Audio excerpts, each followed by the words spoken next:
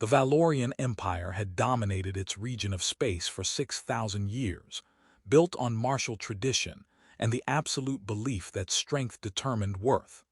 Their culture revolved around the imperial arena, where disputes were settled through single combat and champions earned glory echoing through generations. When humanity first made contact 3 years ago, the Valorians saw them as weak, soft-skinned bipeds without natural armor, claws, or enhanced strength.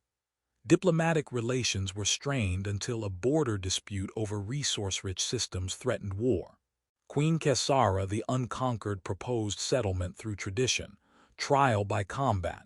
A human champion would face Champion Thex'kal, undefeated in 300 matches.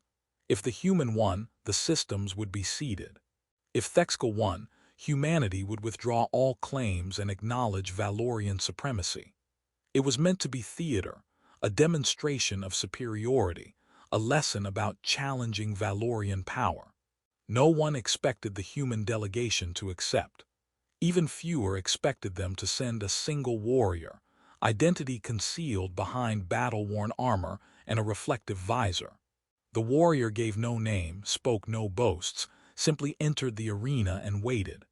The combat lasted 3 hours, brutal, technical, pushing both fighters to absolute limits. Thex'kal possessed superior strength and natural weapons.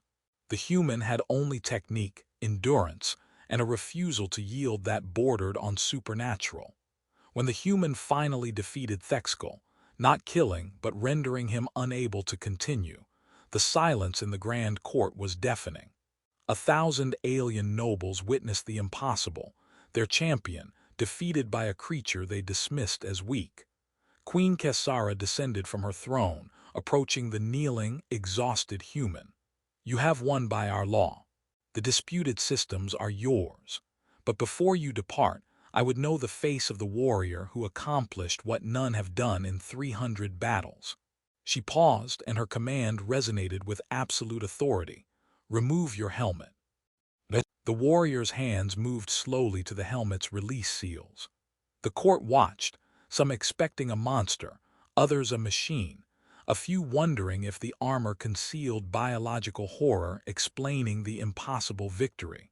The helmet lifted away, and the grand court fell into absolute, shocked silence. The face revealed was unremarkably human, a man in his 30s, brown skin marked with scars, eyes showing exhaustion and pain but also calm determination. No fangs, no visible cybernetics, no monstrous features. Just a tired human face, weathered by combat and loss. Queen Kessara stared, her carefully maintained composure cracking. She'd expected something that would explain the victory, genetic modification, hidden technology, some advantage that would make sense. Instead, she saw only mortality. "You are unmodified?" she asked, genuine confusion in her tone. "No biological enhancements, no concealed augmentations." "None, Your Majesty," the human replied in careful but fluent Valorian. "What you see is what I am, a human, a soldier, nothing more." The queen circled him slowly, cataloging injuries. Broken ribs poorly concealed, plasma burns, favored left leg. He'd fought through pain that would incapacitate most Valorians, without the biological advantages her people possessed. "Why did you accept this challenge?" she asked. "Your delegation could have refused, war would have followed, but you would have retained dignity. Instead, you sent one warrior, you knowing you would likely die." Commander David Chen's answer was measured. "Because war would have killed thousands, maybe millions. If my death could prevent that, the choice was obvious.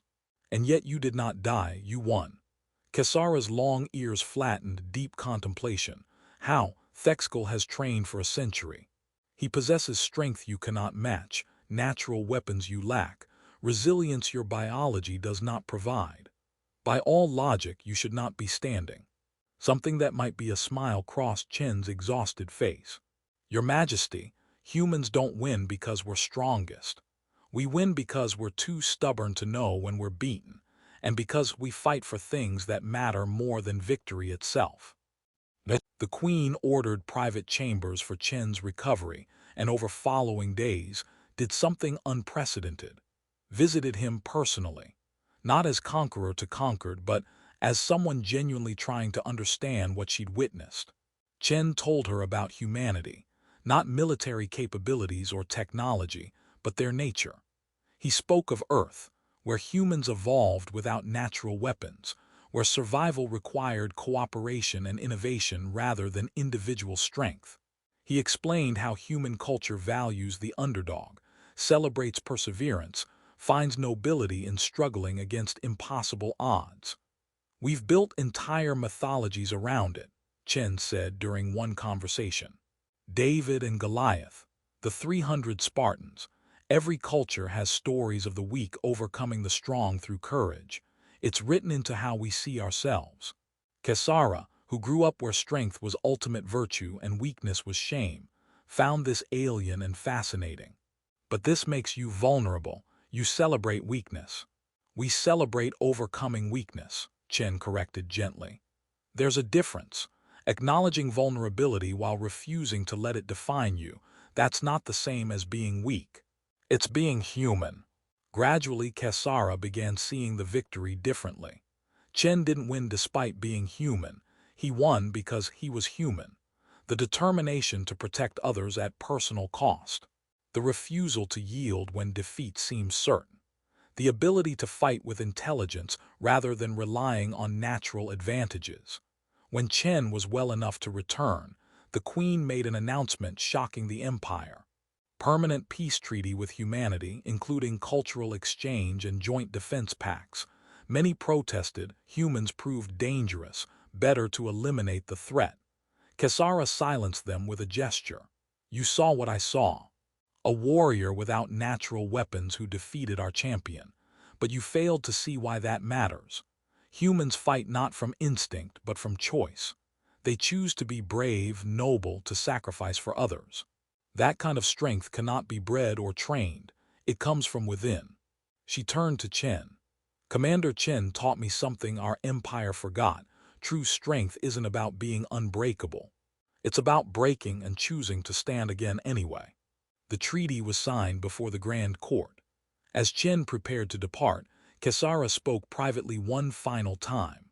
"I commanded you to remove your helmet expecting a monster," she admitted. "Instead, I saw humanity, and it was far more frightening. Not because of what you are, but what you represent. A species that became strong by being vulnerable, that learned to fight by understanding they could lose, that found courage by acknowledging fear." Chen met her eyes with calm determination.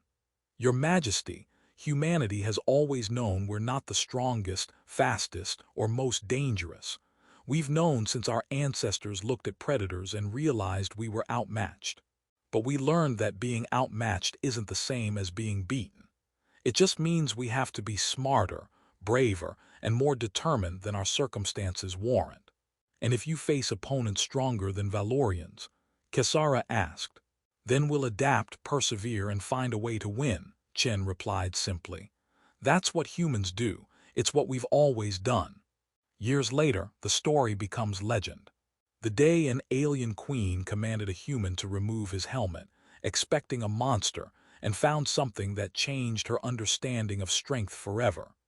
Chen's unremarkable, tired, determinedly human face becomes a symbol, not of power but resilience.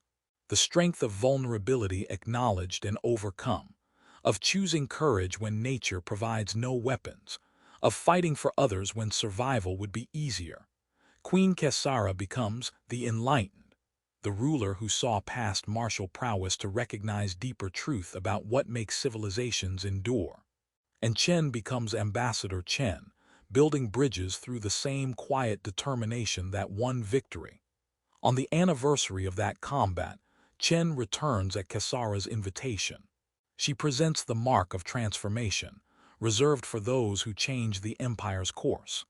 "You entered as enemy," she says. "You departed as the warrior who taught us strength isn't what nature provides, but what we choose to do with what we're given." Chen accepts with humility. "Your Majesty taught me something equally valuable, that even the strongest can learn, the proud can grow, and empires built on 6,000 years of tradition can choose to evolve. That takes different courage, and I'm honored to have witnessed it. They clasp forearms. Equals who understand true strength comes not from never falling, but from choosing to rise again. And across the stars, in refugee camps and struggling colonies, humans hear the story and remember. They don't need to be strongest to win. They just need to be themselves, stubborn, adaptive, courageously mortal humans who have never learned when to quit.